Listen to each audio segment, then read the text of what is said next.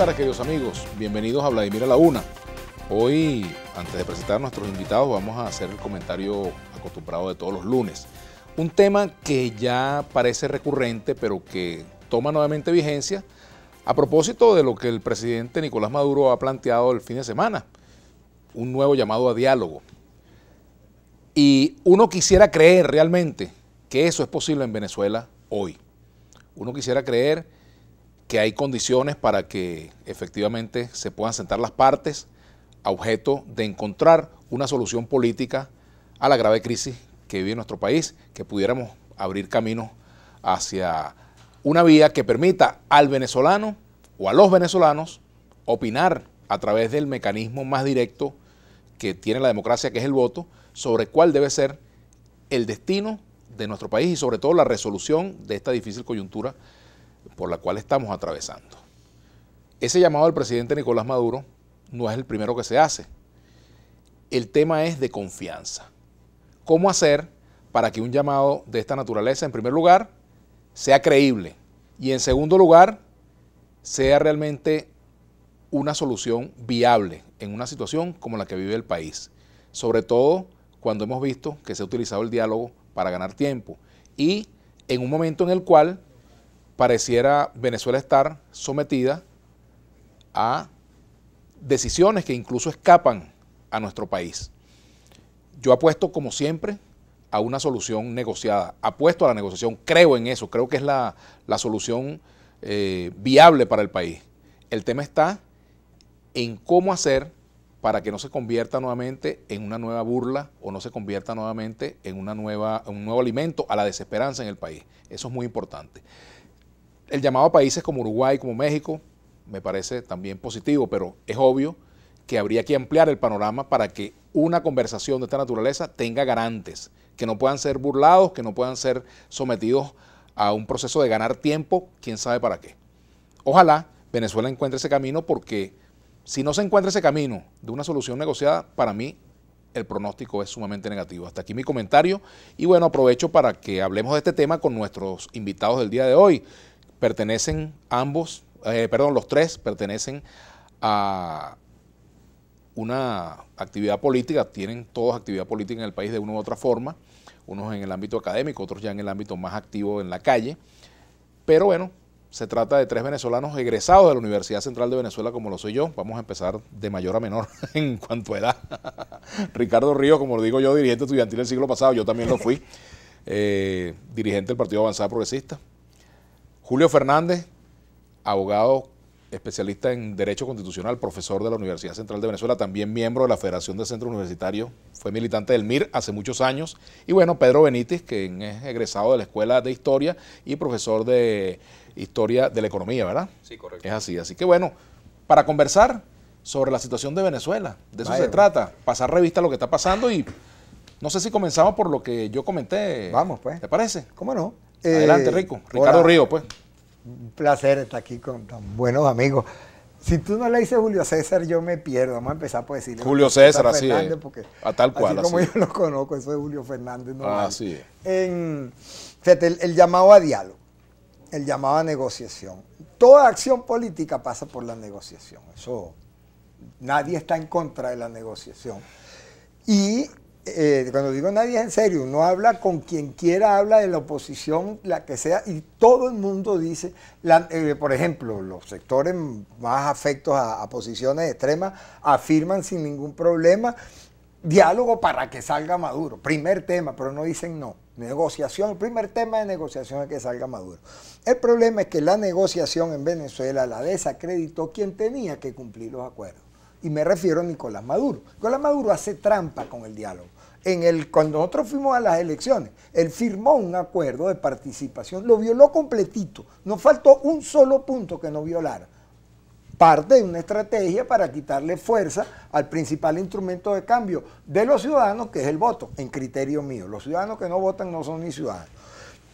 Y ellos están desnaturalizando eso. Después de ese acuerdo lo violan todos conscientemente, porque incluso se les hizo alerta temprana y lo siguieron violentando, entonces se metió una demanda de nulidad de las elecciones y se declaró inexistente. Llama ayer a un diálogo en un meeting. Y escuchen ustedes, la clave de un diálogo está en los instrumentos, en los organismos, en las instituciones, que van a ser garantes, en el sentido de que si uno no cumple los acuerdos, se mete en un lío, garante es eso, y mira las personas que nombra. Los 14 estados del CARICOM, Evo Morales, México, ¿cómo se llama? Uruguay y Bolivia. Es decir, mis panas. Hablamos con mis panas para que mis panas digan que yo tenía razón. Es decir, confundir el diálogo con una emboscada es no creer en el diálogo. Confundir la negociación con una emboscada es una estafa. Es nuevamente no entender que los venezolanos necesitamos de un cambio radical de dirección económica, política y social del país y creen que estafando la buena fe de la gente se va a resolver. Es una forma como de aparentar que no tengo tuberculosis tragando la tos. Eso es imposible. Y es peligroso además. Y yo creo que esa es la falla en la propuesta que tiene. Un ejemplo de eso, los acuerdos sobre la Cruz Roja Internacional. Están llegando los medicamentos, al menos de la ayuda internacional, de la ayuda humanitaria, a través de la Cruz Roja Internacional, y ninguno se atreve a desmentir. Esa es una institución que da garantía. ¿Qué dice Julio César Fernández Toro? Sí, creo que ahí hay que diferenciar algunas cosas que son importantes. Primero que nada, dialogar, estamos dialogando nosotros en este programa, pero no estamos acordando nada. Entonces, no basta con dialogar. Se trata de negociar algo. Se trata sobre todo de cómo salir de esta crisis política que es enorme y crisis humanitaria que es enorme. Es una tragedia. Es una tragedia que no solamente está involucrando a Venezuela, sino ya a toda la región, dada la diáspora que tenemos. Entonces, no es un diálogo, a lo que hay que ir es a una negociación. Eso es lo primero. Lo segundo, ¿a negociar qué? Creo que las condiciones objetivas y subjetivas han cambiado totalmente. Cuando se dieron el llamado diálogo de República Dominicana, podría decirse que podía darse una negociación para establecer un status quo entre, digamos, Maduro y la oposición. Porque podemos decir que las condiciones estaban en una situación en la cual todavía el madurismo tenía recursos importantes.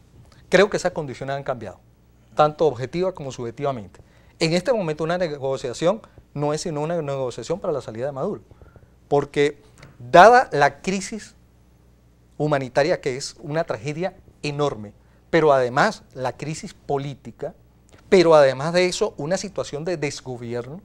Nosotros decíamos en la Cátedra de Derecho Constitucional el 31 de diciembre que la tiranía apuntaba a la disolución de la República, porque es que el problema es que han dinamitado todas las instituciones.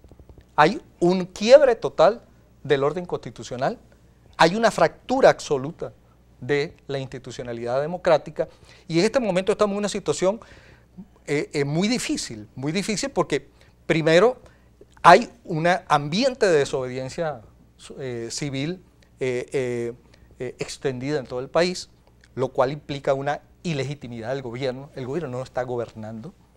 Hay una situación de desgobierno. Hay una situación en la cual podemos decir que la estructura de la República efectivamente está haciendo agua. Aquí no se sabe quién manda ni cómo manda. Las órdenes y contraórdenes dentro del gobierno, si es que se le puede llamar gobierno. Algunos nosotros decíamos que Venezuela estaba en una situación, en la Cátedra de Derecho Constitucional, una situación de un Estado fallido y de Estado forajido. Y ya hay algunos que estamos pensando, discutiendo, si efectivamente tenemos Estado. Porque no se sabe cuál es la estructura real de poder. No se sabe cómo son las relaciones de dominación exactamente. No hay mecanismos institucionales de toma de decisión.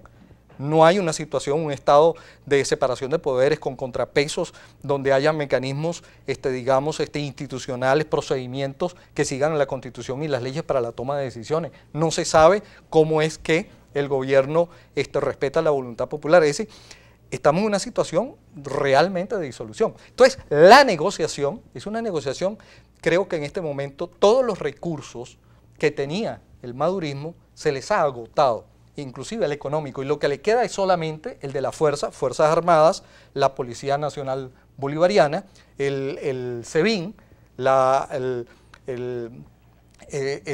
contrainteligencia, la Dirección General de Contrainteligencia Militar, y ahora llamados por televisión y por radio a los paramilitares. Por lo tanto, hay solamente dos posibilidades en este momento que tiene el madurismo. Uno es simplemente, y lo tengo que decir aquí con nombre y apellido, la cubanización de Venezuela. y la cubanización de Venezuela es una salida hacia adelante, que en mi opinión va a fracasar. Y la otra es una negociación, pero la negociación para su salida, que es la redemocratización del país. Si el madurismo, si el PSUV, si el chavismo quiere nuevamente seguir haciendo política en el país, va a tener que ir a una negociación para ir a la redemocratización del país. Tengo que hacer una pausa. Al regreso vamos a permitir entonces que Pedro Benítez haga su exposición. Análisis a la una es nuestra etiqueta. Sin embargo, el chavismo también está en la calle. Ese es un dato importante, ¿no? Que debe, ¿cuál es la medida, digamos, en cuanto a cantidad o no? Pero ciertamente es un factor a tomar en cuenta y, por supuesto, los factores de poder. Una cosa son los porcentajes de popularidad y otra cosa son los factores de poder que están involucrados en todo esto. El control de alcaldías, gobernaciones, etcétera, y la propia Fuerza Armada. Temas para que los ponderemos al regreso. Ya venimos acá en Vladimir a la una.